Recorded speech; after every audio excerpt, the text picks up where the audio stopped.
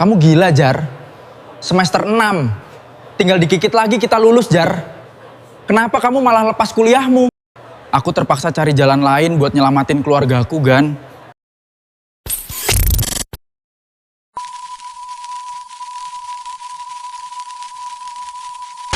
Bayangkan posisi kalian ada di titik ini. Umur baru 22 tahun. Lagi semangat-semangatnya kuliah, tapi tiba-tiba pulang ke rumah. Gerbang kalian udah digembok dan ditempeli plang, disita bank. Nggak ada waktu buat nangis. Kalian terpaksa harus drop out saat itu juga demi cari uang instan buat bayar utang keluarga yang numpuk. Tapi, jalan keluar yang kalian temukan bukan kerja kantoran. Melainkan, berbisnis tanaman liar beracun yang kalau salah olah dikit aja, bisa bikin konsumen mati seketika. Ini bukan cerita horor, tapi ini adalah kisah nyata perjuangan Fajar, pemuda asal Jawa Timur yang nekat mengubah umbi gadung yang mematikan, menjadi kepingan emas bernilai miliaran rupiah. Gimana caranya dia bertahan hidup waktu hampir mati keracunan produknya sendiri, diusir warga RT, sampai disabotase sama tengkulak kelas kakap? Duduk yang nyaman, siapin camilan kalian, dan mari kita mulai. Cerita setengah sadar.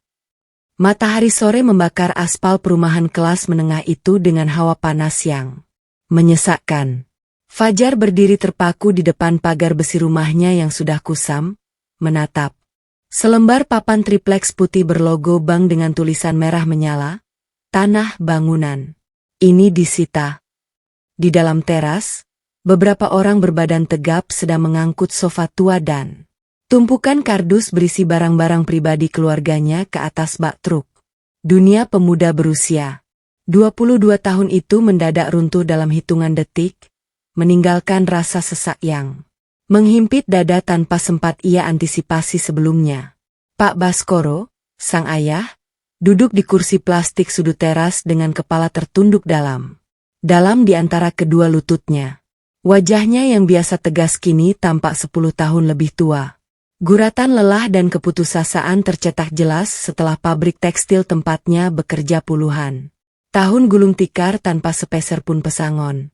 Usaha rental mobil kecil-kecilan yang ia bangun, menggunakan utang bank keliling justru berakhir menjadi petaka, melilit leher mereka dengan bunga yang terus menumpuk setiap bulannya hingga tak lagi sanggup mereka bayar. Di sudut lain, Bu Ratna terisak pelan sambil mendekap sebuah kompor gas tua dan beberapa panci kesayangannya seolah takut benda-benda itu juga akan dirampas oleh petugas bank. Fajar mendekati ibunya, merangkul pundak wanita yang mulai ringkih itu dengan jemari yang gemetar. Menahan amarah sekaligus kesedihan yang mendalam. Ia merasa sangat tidak berguna sebagai anak sulung yang hampir menyelesaikan kuliahnya di jurusan teknik. Ia justru tidak berdaya menyaksikan keluarganya diusir secara paksa dari rumah masa kecil mereka. Truk penyita akhirnya pergi, menyisakan debu jalanan yang berterbangan dan keheningan yang mencekam di antara mereka bertiga. Fajar memandang sisa-sisa barang mereka yang teronggok di pinggir jalan, bersumpah dalam hati bahwa ini adalah titik terendah terakhir yang akan dialami oleh keluarganya. Mulai malam ini, ia berjanji tidak akan membiarkan air mata ibunya jatuh lagi karena kemiskinan, meskipun ia sendiri belum tahu dari mana jalan keluar itu akan datang. Ruang administrasi kampus terasa begitu dingin sore itu saat Fajar melangkah masuk dengan map kuning di genggamannya. Di hadapannya, seorang petugas administrasi wanita berkacamata menatapnya dengan tatapan penuh simpati setelah membaca surat pengunduran diri yang diajukan. Fajar, semester 6 yang seharusnya menjadi jembatan menuju kelulusan terpaksa harus ia tebas. Begitu saja tanpa keraguan sedikit pun di hatinya. Biaya kuliah yang semakin mahal kini telah menjelma menjadi kemewahan yang tidak mungkin lagi bisa dijangkau oleh kondisi finansial keluarganya yang compang-camping. Gani, sahabat karibnya sejak semester pertama, berlari mengejar Fajar di koridor kampus. Dengan napas memburu dan wajah tidak percaya. Gani mencengkeram bau Fajar, menuntut penjelasan atas keputusan gila yang baru saja didengarnya dari desas-desus anak-anak jurusan. Sebagai mahasiswa pertanian yang idealis, Gani tahu betul potensi akademik Fajar dan betapa sayangnya mengorbankan masa depan cerah hanya tinggal beberapa langkah lagi dari gelar sarjana. Fajar menghentikan langkahnya, menatap lurus ke dalam mata sahabatnya dengan pandangan yang kosong namun penuh keteguhan. Ia menjelaskan bahwa saat ini ayahnya sedang sakit keras di rumah kontrakan baru mereka yang sempit dan ibunya harus mencuci baju tetangga demi sesuap nasi. Kuliah tidak bisa memberi mereka makan besok pagi, dan Fajar membutuhkan uang tunai secepatnya untuk menyambung hidup serta membayar cicilan utang ayahnya yang terus berjalan. Mendengar kenyataan pahit itu, cengkeraman tangan Gani perlahan mengendur dan kepalanya tertunduk lesu tanda ikut berduka. Fajar menepuk pundak Gani, mencoba tersenyum tipis untuk menenangkan sahabatnya meskipun hatinya sendiri terasa seperti disayat sembilu. Langkah Fajar keluar dari gerbang kampus hari itu menandai akhir dari statusnya sebagai mahasiswa dan awal dari perjuangannya yang brutal di kerasnya dunia nyata. Kontrakan baru mereka yang terletak di pinggiran kota terasa sangat menyesakkan dengan atap seng yang membuat udara siang hari menjadi mirip pemanggangan. Demi menenangkan pikiran ibunya yang terus-menerus cemas, Fajar memutuskan untuk mengantarkan Bu Ratna mudik. Sementara waktu ke rumah nenek di sebuah desa terpencil di kaki Gunung Jawa Timur. Perjalanan panjang menggunakan bus ekonomi yang penuh sesak itu setidaknya memberi Fajar waktu untuk mengistirahatkan otaknya yang hampir pecah memikirkan cara mencari uang. Sesampainya di desa, Fajar berjalan-jalan ke area tegalan di belakang rumah neneknya untuk mencari udara segar yang sudah lama tidak ia hirup. Di sana, ia melihat beberapa petani sedang mencabuti sejenis tanaman merambat dengan umbi besar dan melemparnya begitu saja ke parit pembuangan dengan umpatan kesal. Fajar mendekat karena penasaran, memperhatikan umbi berwarna coklat muda berambut halus yang ukurannya sebesar kepala bayi namun diperlakukan layaknya sampah yang tidak berharga. Salah seorang petani tua menjelaskan kepada Fajar bahwa tanaman itu bernama gadung, sebuah umbi liar yang sangat dibenci warga karena kandungan racun sianidanya yang sangat mematikan. Jika ada hewan ternak atau manusia yang memakannya tanpa proses pengolahan yang benar, mereka bisa mengalami kejang-kejang hingga berujung pada kematian dalam waktu singkat. Ketakutan massal itulah yang membuat tanaman gadung tumbuh subur melimpah di sepanjang hutan desa tanpa pernah ada satupun orang yang sudi memanfaatkannya. Namun, di kepala Fajar yang sedang lapar akan peluang bisnis, penjelasan petani itu justru memicu kilatan ide yang luar biasa. Ia teringat mendiang kakeknya dulu pernah menyuguhkan keripik gadung yang sangat gurih, jauh lebih renyah daripada emping melinjo termahal sekalipun. Jika ia bisa menemukan cara yang aman dan efisien untuk menghilangkan racun mematikan itu dalam skala besar, umbi gratisan yang melimpah ini bisa menjadi tambang emas yang akan menyelamatkan keluarganya dari jurang kemiskinan. 2 karung besar umbi gadung segar berhasil dibawa Fajar kembali ke kota dengan menumpang truk sayur sewaan yang murah. Sesampainya di rumah kontrakan, bau tanah basah dan umbi liar langsung memenuhi ruangan tamu kecil yang merangkap sebagai ruang makan mereka. Fajar segera menghubungi Gani, meminta bantuan sahabatnya itu untuk membawa literatur ilmiah atau pengetahuan apapun dari jurusan pertanian mengenai struktur kimia tanaman gadung. Malam itu, dapur kontrakan berubah fungsi menjadi laboratorium darurat yang dipenuhi dengan baskom plastik, pisau dapur, dan abu gosok yang berserakan di lantai. Gani membacakan catatan kuliahnya tentang senyawa dioscorine dan asam sianida yang terkandung di dalam getah gadung, menjelaskan betapa berbahayanya zat tersebut jika sampai masuk ke sistem pencernaan manusia. Keduanya mengenakan masker kain tebal dan sarung tangan karet, mulai mengupas kulit umbi dengan sangat hati-hati layaknya sedang menjinakkan sebuah bom waktu. Fajar mengiris tipis-tipis umbi tersebut, kemudian melumurinya dengan abu gosok sesuai dengan instruksi tradisional yang ia dengar dari para sesepuh di desa. Langkah selanjutnya adalah proses perendaman di dalam ember besar, yang sayangnya langsung menimbulkan aroma asam. menyengat yang kurang sedap dalam beberapa jam. Kamar kontrakan yang sempit membuat bau tersebut mengurung seisi rumah, menciptakan suasana yang tidak nyaman bagi siapa saja yang berada di dalamnya. Pak Baskoro yang sedang berbaring di kamar terbangun karena bau menyengat itu dan batuk. Batuk kecil, memandang ke arah dapur dengan tatapan khawatir namun terlalu lelah untuk memprotes. Fajar terus mengaduk rendaman gadung itu dengan tekun, mengabaikan rasa kantuk yang mulai menyerang matanya yang memerah.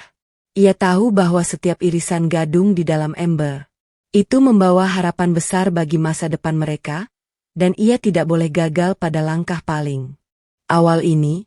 Setelah melalui proses perendaman dan pencucian berulang-ulang selama 3 hari penuh, Fajar merasa yakin bahwa keripik gadung pertamanya sudah siap untuk digoreng. Minyak di wajan besar telah mendidih, dan suara desis nyaring terdengar saat lembaran-lembaran tipis umbi itu dimasukkan ke dalam penggorengan. Aroma gurih khas yang sangat menggoda langsung menyeruak, menggantikan bau asam menyengat yang selama beberapa hari ini menyiksa penciuman mereka di dalam rumah.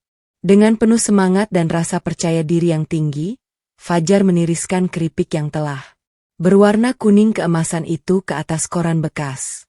Ia mengambil satu keping yang sudah agak dingin dan langsung mengunyahnya, merasakan kerenyahan luar biasa yang memanjakan lidahnya.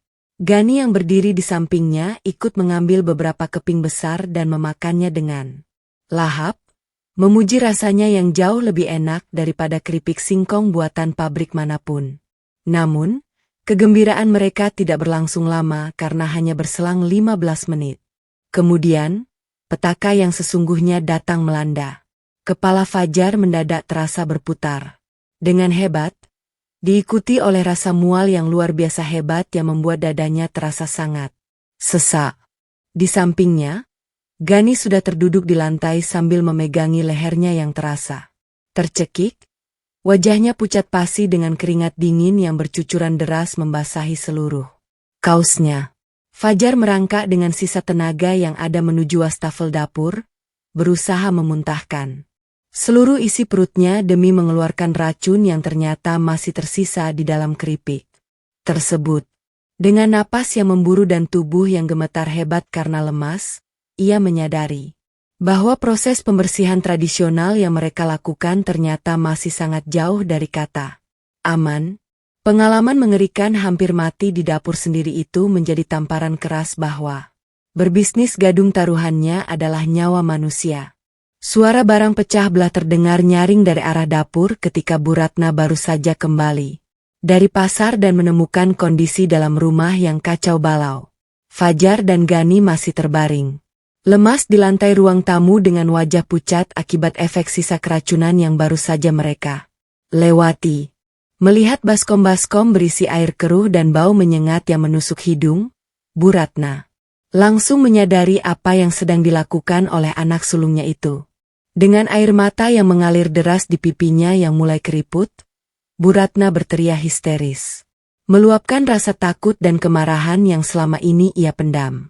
Ia mengingatkan Fajar tentang tragedi mengerikan di desa mereka belasan tahun lalu, ketika satu keluarga tewas mengenaskan setelah menyantap gadung pelapis pagar.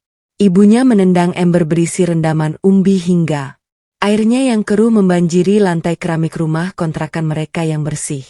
Keributan yang terjadi di dalam rumah ternyata memancing perhatian dari para tetangga sekitar kontrakan yang sejak awal memang sudah merasa terganggu dengan bau asam menyengat. Ketua RT setempat datang bersama beberapa perwakilan warga dengan wajah ketat, mengetuk pintu rumah mereka dengan kasar untuk menyampaikan protes keras. Warga merasa terancam dengan aktivitas Fajar yang mengolah tanaman beracun di tengah lingkungan pemukiman yang padat penduduk dan penuh anak-anak kecil. Keputusannya sudah bulat dan tidak bisa diganggu-gugat lagi. Fajar diberikan waktu paling lambat 24 jam untuk membersihkan seluruh usahanya atau angkat kaki dari kontrakan tersebut. Fajar berdiri di tengah ruangan yang basah dengan kepala tertunduk, mendengarkan caci maki warga dan tangisan ibunya yang sangat menyayat hati. Ia merasa benar-benar terpojok dan sendirian, terancam kehilangan tempat bernaung terakhir yang dimiliki oleh keluarganya. Malam harinya, dengan tubuh yang masih terasa agak lemas, Fajar berjalan menyusuri pinggiran kota untuk mencari tempat baru guna melanjutkan mimpinya yang belum padam. Langkah kakinya berhenti di sebuah lahan kosong tak terurus yang terletak tepat di bantaran sungai besar yang mengalir di pinggir daerah industri. Di sana terdapat sebuah gubuk seng bekas tempat penyimpanan pasir yang sudah ditinggalkan pemiliknya, terasing cukup jauh dari pemukiman warga. Fajar segera menemui pemilik lahan tersebut, seorang pria tua penjaga malam yang berbaik hati. Mengizinkannya menggunakan gubuk itu dengan biaya sewa yang sangat murah. Tempat ini memiliki keuntungan besar yang tidak dimiliki kontrakan lamanya. Pasokan air mengalir dari sungai, yang sangat melimpah untuk proses pembilasan gadung secara terus-menerus. Fajar langsung memindahkan seluruh peralatan baskom, wajan, dan sisa umbi gadungnya ke gubuk seng tersebut, menggunakan gerobak dorong pinjaman. Bersama Gani yang ternyata memilih untuk tetap setia membantunya, Fajar mulai membangun tempat produksi darurat yang mereka sebut sebagai pabrik pinggir sungai. Mereka membuat sistem saluran air sederhana menggunakan bambu yang dibelah untuk mengalirkan air bersih langsung ke dalam bak-bak perendaman besar berkapasitas ratusan liter. Kondisi gubuk yang bocor saat hujan dan panas menyengat saat siang hari tidak lagi mereka pusingkan demi keamanan kelanjutan usaha mereka. Di tempat baru inilah Fajar merubah total metodenya secara radikal berdasarkan hasil diskusi mendalam dengan Gani mengenai teori pencucian zat kimia larut air. Mereka memutuskan untuk memperpanjang waktu perendaman menjadi 7 hari 7 malam dengan air yang wajib mengalir secara konstan tanpa henti sedikit pun. Fajar bahkan rela tidur di atas tikar pandan tipis di dalam gubuk seng itu untuk menjaga keamanan bak perendamannya dari gangguan hewan liar atau pencuri. Hari ke-7 perendaman dengan metode baru akhirnya tiba, dan ketegangan sangat terasa di dalam gubuk seng pinggir sungai tersebut. Fajar mengangkat irisan gadung yang telah berubah warna menjadi putih bersih tanpa ada lagi sisa-sisa getah licin yang menempel di permukaannya. Ia memanaskan minyak kelapa murni di wajan raksasa yang dibelinya dari hasil menjual sisa barang pribadi berharganya di kota. Proses penggorengan kali ini dilakukan dengan pengawasan yang sangat ketat terhadap suhu api kompor agar keripik bisa matang dengan merata sempurna. Ketika keripik diangkat, teksturnya tampak sangat tipis, renyah, dan mengeluarkan aroma gurih alami yang sangat menggugah selera. Makan siapa saja. Fajar sengaja menambahkan sedikit taburan garam halus dan bawang putih bubuk. Racikan sendiri untuk memperkuat cita rasa lokal yang otentik. Untuk memastikan keamanan produknya secara mutlak sebelum dijual ke masyarakat luas, Gani membawa sampel keripik tersebut ke laboratorium kampus untuk diuji secara mandiri. Hasil tes kadar asam sianida menunjukkan angka yang sangat memuaskan, jauh di bawah ambang batas berbahaya yang ditetapkan oleh standar kesehatan pangan resmi. Fajar melompat kegirangan sambil memeluk Gani di dalam gubuk, merayakan keberhasilan mereka menemukan formula rahasia yang aman. Produk pertama itu resmi diberi nama kriuk gadung wangi, dikemas dalam plastik klip transparan sederhana yang diberi stiker logo buatan tangan mereka sendiri. Fajar menatap tumpukan kemasan keripik siap jual itu dengan mata yang berkaca-kaca penuh rasa bangga yang luar biasa.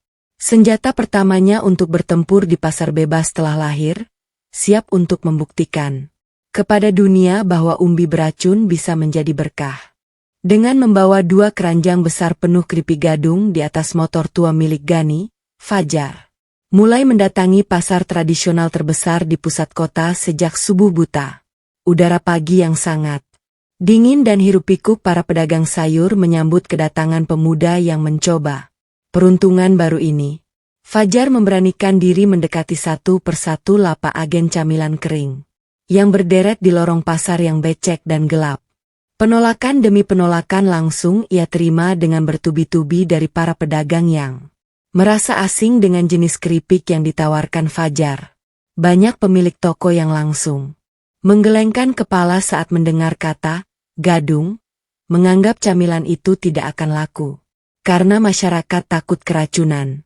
Beberapa pedagang bahkan mengusir Fajar dengan kasar. Karena menganggapnya hanya membuang-buang waktu berharga mereka di jam sibuk pasar pagi. Fajar tidak patah arang. Ia merubah strateginya dengan memberikan sampel gratis kepada setiap pengunjung pasar dan pedagang yang mau mendengarkan penjelasannya. Ia menjelaskan dengan sabar proses pembersihan 7 hari yang menjamin keamanan keripiknya hingga rasanya yang jauh lebih gurih daripada emping biasa. Keuletannya membuahkan hasil ketika seorang pemilik toko kelontong tua keturunan Tionghoa bersedia dititipi 20 bungkus dengan sistem konsinyasi. Hanya dalam waktu 3 hari, telepon genggam tua Fajar berdering nyaring membawa kabar mengejutkan bahwa seluruh keripik titipannya telah habis terjual tanpa sisa. Para pembeli yang sebagian besar adalah ibu-ibu ketagihan dengan kerenyahan unik, kriuk gadung wangi, dan meminta toko untuk menambah pasokan kembali. Keberhasilan kecil di pasar tradisional ini memberi Fajar suntikan modal pertama dan keyakinan baru bahwa produknya memiliki nilai jual yang sangat tinggi. Kesuksesan di pasar tradisional yang terus merangkak naik membuat gubuk di pinggir sungai kini selalu sibuk dengan aktivitas produksi setiap harinya. Namun, Fajar merasa tidak puas jika produknya hanya dikenal di kalangan bawah dan dijual di pasar yang becek dan terbatas. Matanya menatap sebuah gerai minimarket modern waralaba nasional yang bersih dengan lampu terang menyala di seberang jalan raya kota. Fajar membayangkan kriuk gadung wangi pajang dengan rapi di rak-rak strategis minimarket tersebut, bersanding dengan merek-merek camilan internasional terkenal lainnya. Ia sadar bahwa untuk mencapai skala industri yang bisa melunasi utang keluarganya yang miliaran, ia harus menembus jaringan retail modern yang memiliki ribuan cabang di seluruh Indonesia. Rencana besar itu mulai ia susun bersama Gani. Meskipun mereka tahu persyaratan yang harus dipenuhi akan jauh lebih berat. Langkah pertama yang dilakukan Fajar adalah mendatangi kantor pusat regional dari jaringan minimarket tersebut dengan mengenakan kemeja rapi pinjaman. Ia membawa proposal bisnis amatir dan beberapa sampel produk terbaiknya untuk diserahkan kepada bagian purchasing atau kurator produk baru. Di ruang tunggu yang mewah, Fajar merasa sangat kerdil di antara para pengusaha mapan lainnya yang membawa produk bermerek dengan kemasan yang sangat premium. Pertemuan pertama dengan pihak manajemen retail modern berjalan sangat singkat dan berakhir dengan hasil yang cukup mengecewakan bagi Fajar.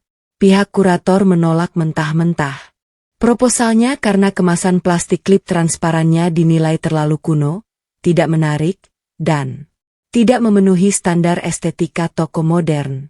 Fajar pulang dengan tangan hampa, namun penolakan itu tidak membuatnya mundur melainkan memicu kreativitasnya untuk melakukan perombakan total.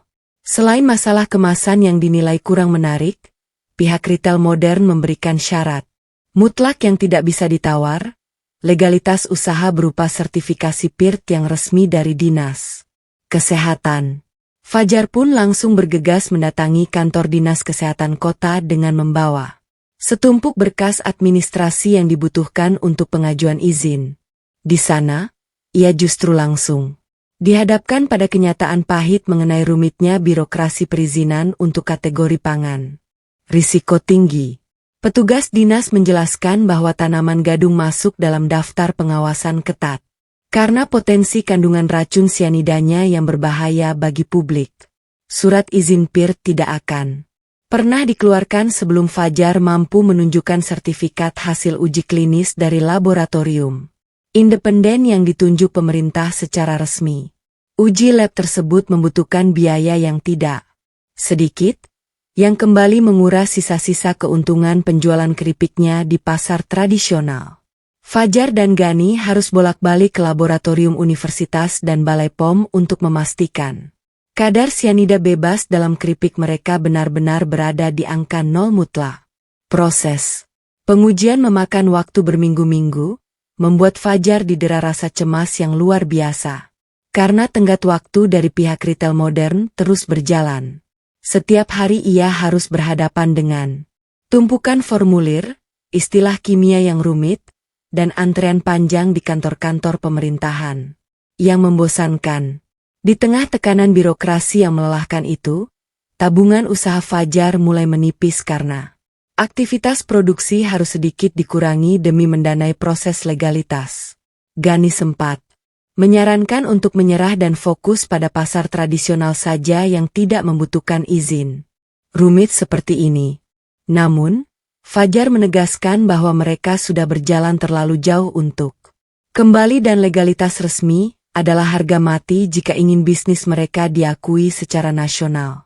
Demi memenuhi standar estetika retail modern yang tinggi, Fajar memutuskan untuk mendesain ulang total seluruh tampilan luar kemasan, kriuk gadung wangi. Ia menyewa jasa seorang mahasiswa desain grafis miskin di dekat kontrakannya untuk membuat logo dan ilustrasi modern, yang bernuansa premium namun tetap menonjolkan kearifan lokal. Plastik klip transparan yang lama kini digantikan dengan kemasan aluminium foil tebal dengan kombinasi warna emas dan hitam yang sangat elegan. Namun, perubahan total pada jenis kemasan baru ini menuntut penggunaan mesin pengemas otomatis, sealer automatik, dan mesin penyedot udara modern agar keripik bisa bertahan lama. Harga mesin-mesin industri berskala kecil tersebut ternyata sangat mahal, jauh di luar jangkauan modal yang saat itu dimiliki oleh Fajar dari keuntungan pasar. Fajar terpaksa mengambil keputusan yang sangat berani sekaligus berbahaya, mencari pinjaman dana segar baru dari luar. Dengan modal nekat tanpa sepengetahuan orang tuanya, Fajar mendatangi seorang rentenir lokal di pasar tradisional yang biasa meminjamkan modal dengan bunga harian yang cukup tinggi. Ia menjaminkan satu-satunya aset berharga yang tersisa dari usaha kecilnya, yaitu motor tua milik Gani, yang surat-suratnya sudah ia minta izin sebelumnya dengan janji manis kesuksesan. Uang pinjaman itu langsung ia belanjakan untuk menebus mesin pengemas otomatis dan mencetak ribuan lembar kemasan premium baru. Ketika mesin baru itu tiba di gubuk pinggir sungai, Fajar menatapnya dengan perasaan yang bercampur aduk antara gembira sekaligus diteror rasa takut yang luar biasa. Beban di pundaknya kini bertambah berkali-kali lipat. Selain utang miliaran rupiah milik ayahnya yang belum lunas, kini ia juga memiliki utang produktif yang harus dibayar setiap bulannya. Kegagalan bukan lagi sekadar pilihan buruk, melainkan kehancuran total bagi seluruh sisa hidupnya dan keluarganya. Kabar mengenai kesuksesan keripik gadung buatan Fajar yang mulai merambah pasar-pasar kota akhirnya sampai ke telinga Hendra, seorang tengkulak besar yang menguasai jalur distribusi hasil bumi di daerah pedesaan tempat asal Fajar. Hendra adalah tipe pria paruh baya yang licik, bermata tajam, dan selalu menggunakan segala cara untuk memonopoli keuntungan pertanian di wilayahnya.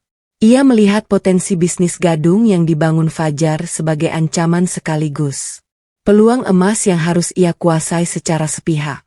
Hendra mendatangi gubuk produksi Fajar di pinggir sungai dengan mengendarai mobil mewah, berniat untuk menawarkan kerjasama yang sebenarnya sangat merugikan pihak Fajar. Ia menawarkan diri untuk menjadi pemasok tunggal umbi gadung segar dari desa dengan syarat Fajar harus menjual seluruh hasil produksinya hanya melalui jaringan distribusinya dengan harga yang ia tentukan sendiri.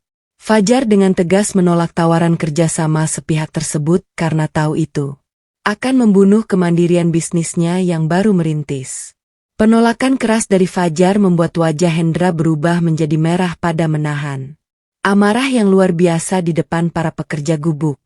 Sebelum melangkah pergi dan membanting pintu mobilnya, Hendra memberikan ancaman terselubung bahwa anak muda ingusan seperti Fajar tidak akan pernah bisa bertahan lama bermain di dunianya tanpa restu dari penguasa lahan lama seperti dirinya.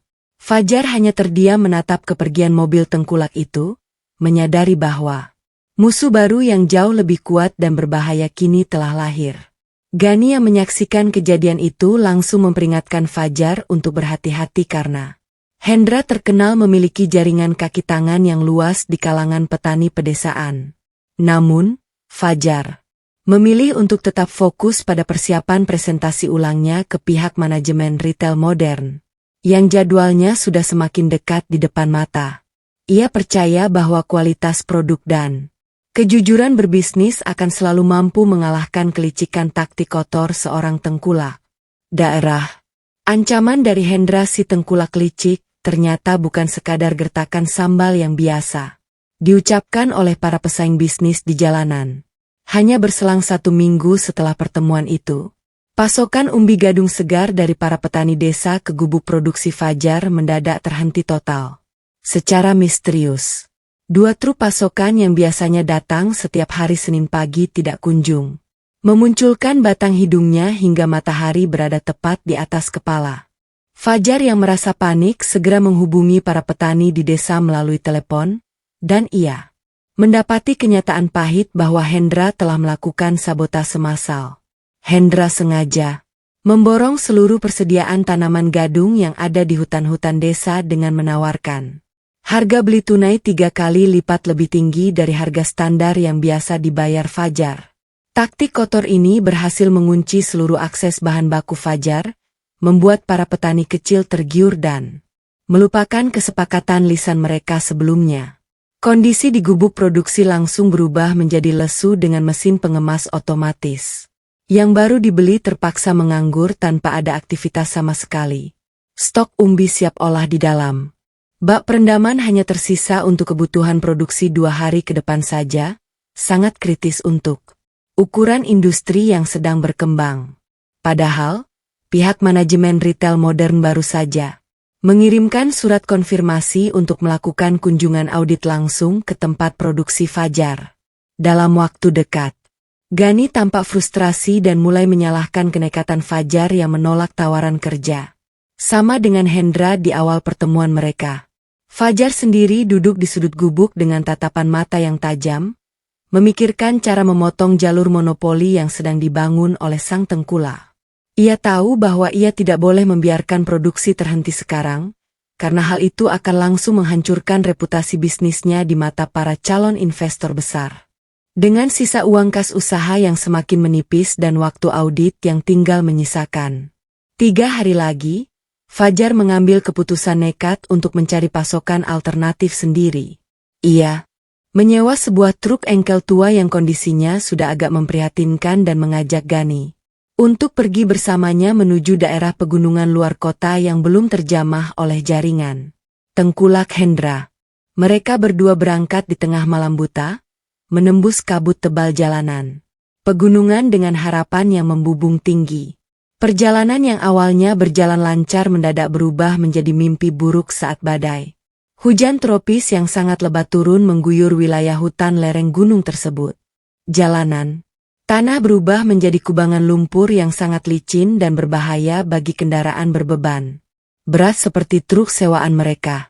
Di sebuah tikungan tajam yang menanjak, ban belakang truk mendadak selip dan terperosok ke dalam parit dalam di pinggir jalan yang sepi dari pemukiman warga.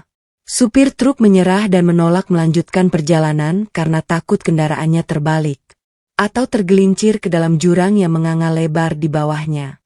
Fajar dan Gani terpaksa turun dari kabin truk di bawah guyuran hujan deras yang sangat dingin, berusaha mengganjal ban dengan kayu dan batu seadanya dengan tubuh yang basah kuyup. Fajar sempat terjatuh ke dalam lumpur.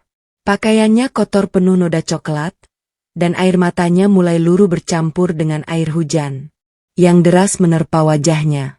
Di tengah keputusasaan yang mendalam di tengah kegelapan hutan rimba itu, Fajar berteriak, meluapkan seluruh rasa lelah dan frustrasi yang selama ini ia pendam di dalam hatinya.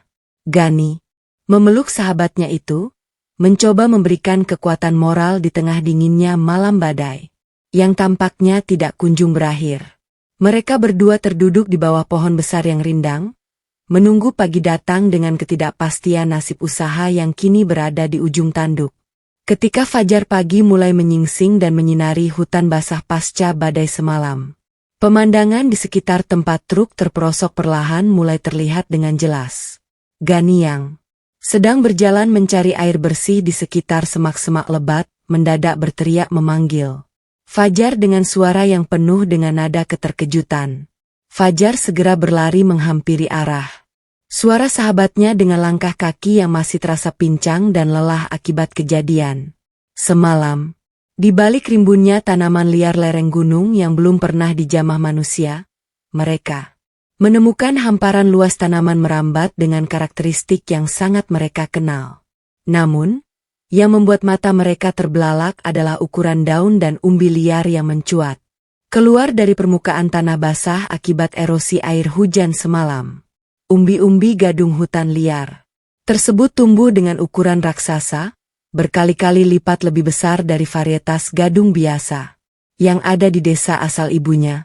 Gani segera mengeluarkan pisau saku dan melakukan pemeriksaan cepat terhadap struktur daging umbi raksasa yang baru saja mereka temukan tersebut.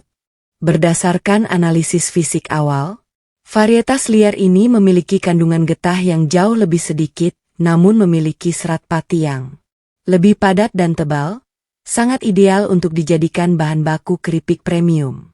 Kelimpahan tanaman ini di sepanjang lereng gunung juga memastikan pasokan bahan baku yang gratis dan melimpah tanpa perlu memikirkan monopoli tengkulak lagi.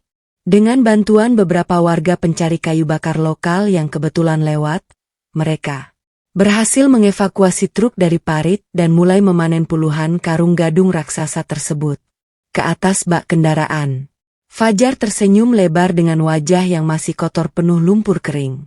Memandang tumpukan bahan baku berkualitas super yang didapatnya dari jalan keluar yang tidak terduga ini, alam seolah memberikan jawaban atas kegigihan dan air mata yang mereka tumpahkan di tengah badai semalam.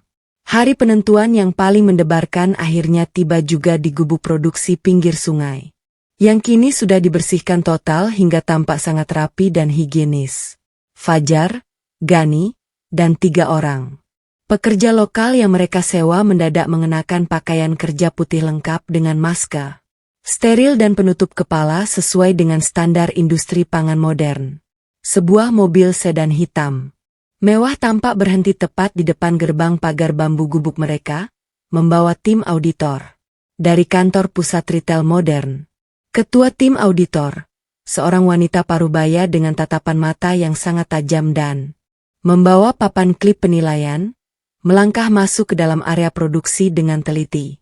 Ia memeriksa setiap sudut ruangan, mulai dari kebersihan saluran air bambu, proses pengupasan umbi gadung raksasa, hingga sistem filtrasi bak perendaman yang dirancang oleh Gani. Fajar menjelaskan dengan sangat lancar dan penuh percaya diri mengenai seluruh alur produksi aman yang telah mereka kembangkan selama berbulan-bulan ini. Ketegangan semakin memuncak saat tim auditor memeriksa ruang pengemasan dan meminta dokumen legalitas sertifikasi PIRT serta hasil uji laboratorium bebas sianida yang asli.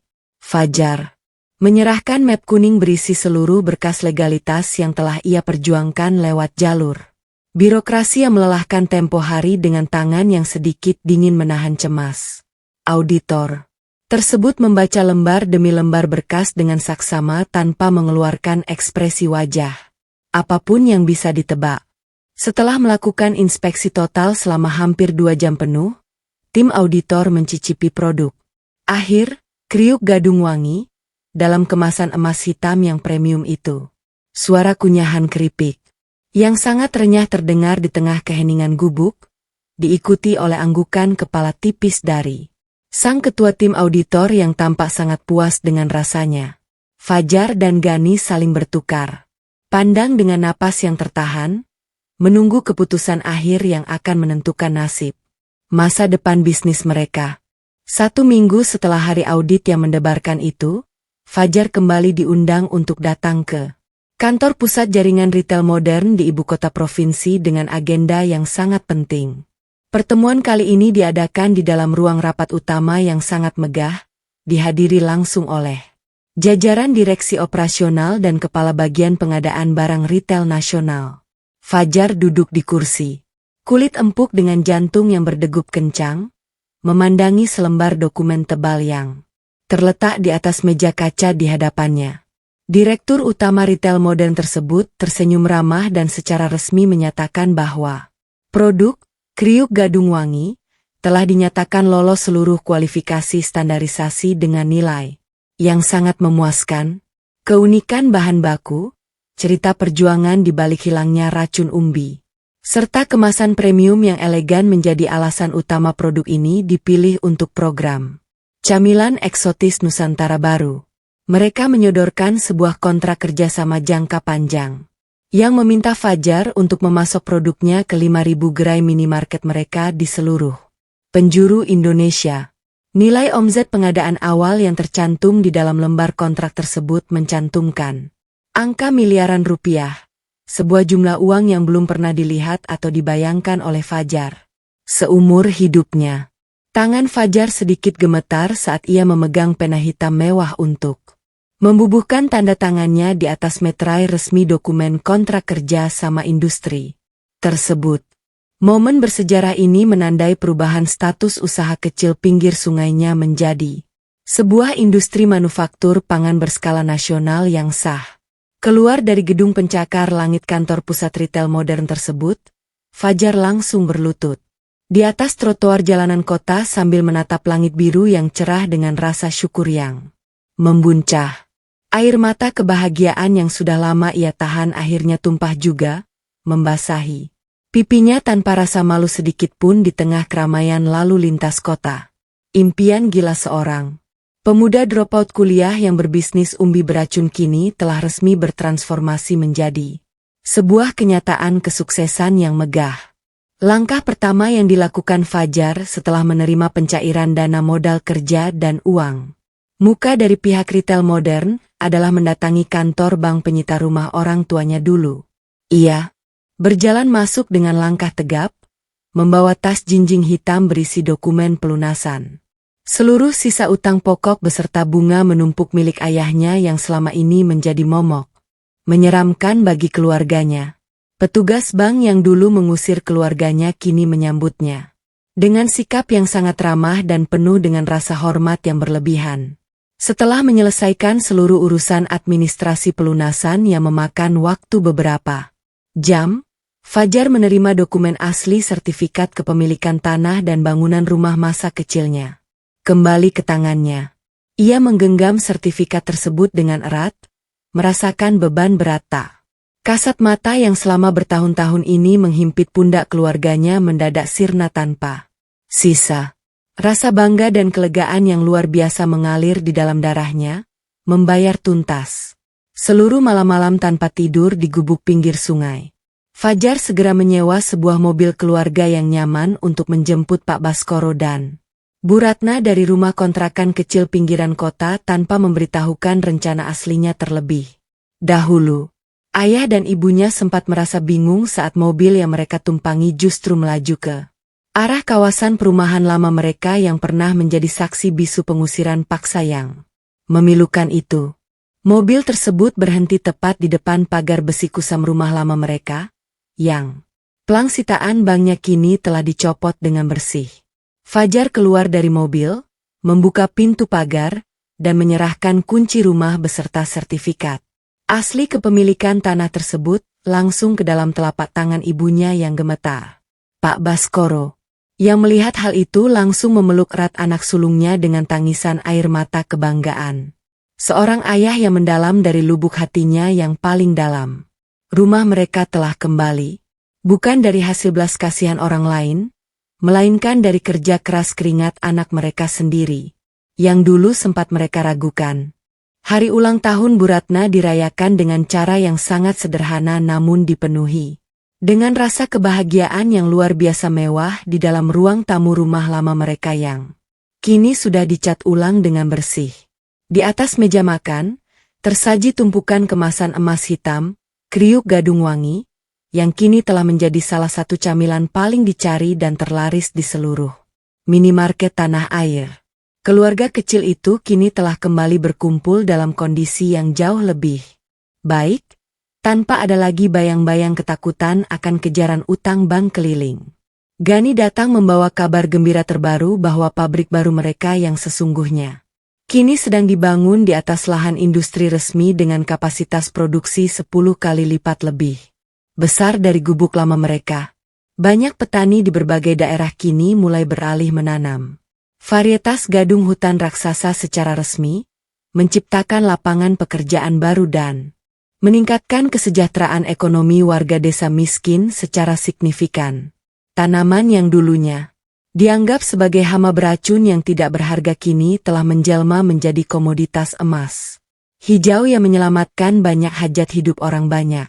Bu Ratna mengambil satu keping keripik gadung dari kemasan emas tersebut, memasukkannya ke dalam mulut, dan mengunyahnya dengan senyuman tulus yang sangat indah terpancar dari wajah tuanya. Ia menatap Fajar dengan pandangan penuh rasa syukur dan meminta maaf atas ketakutan serta kemarahannya di masa lalu yang sempat menentang keras ide bisnis anaknya di awal perjuangan dulu. Fajar menggenggam tangan ibunya dengan lembut, menegaskan bahwa ketakutan seorang ibu adalah hal yang wajar dan justru menjadi pengingat baginya untuk selalu bekerja dengan penuh kehati-hatian demi menjaga keselamatan konsumen.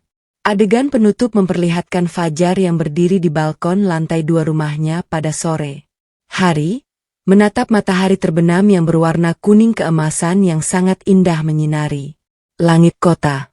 Ia memegang satu bungkus produk kebanggaannya, menyadari bahwa perjalanan bisnisnya yang penuh dengan drama, air mata, dan bahaya maut baru saja dimulai menuju pasar internasional yang lebih luas. Sebuah pesan moral kehidupan tercetak jelas dalam hatinya, sesuatu yang dianggap beracun dan tidak berharga oleh dunia, akan mampu berubah menjadi kepingan emas murni yang berkilau jika diolah dengan kombinasi kesabaran, ilmu pengetahuan yang tepat, dan mentalitas baja yang tidak akan pernah kenal kata menyerah pada kerasnya takdir kehidupan. Pada akhirnya, Fajar membuktikan satu hal penting ke kita semua. Sesuatu yang dianggap sampah beracun dan gak berguna bagi orang lain, bisa berubah jadi sesuatu yang sangat berharga kalau jatuh di tangan orang yang tepat. Orang yang punya kombinasi antara kesabaran, ilmu pengetahuan, dan mentalitas baja yang gak kenal kata menyerah. Hari ini, Fajar gak cuma berhasil nebus rumah masa kecilnya dan melunasi seluruh utang orang tuanya, tapi dia juga berhasil ngasih lapangan kerja baru buat ratusan petani gadung di pedalaman. Dari gubuk sengreot di pinggir sungai, sekarang produk keripik gadungnya sudah nangkring rapi di 5.000 gerai minimarket seluruh Indonesia. Nah, kalau kalian berada di posisi Fajar waktu truknya terperosok di tengah hutan pas badai semalam suntuk, kira-kira kalian bakal milih lanjut atau balik kanan aja? Tulis pendapat kalian di kolom komentar di bawah, ya. Jangan lupa buat klik tombol like kalau kalian suka sama cerita inspiratif kayak gini, share ke teman kalian yang lagi merintis usaha biar ketularan semangatnya, dan pastinya klik subscribe serta nyalain lonceng notifikasinya. Biar kalian gak ketinggalan cerita-cerita gokil berikutnya yang bakal bikin kalian setengah sadar. Sampai jumpa di video selanjutnya.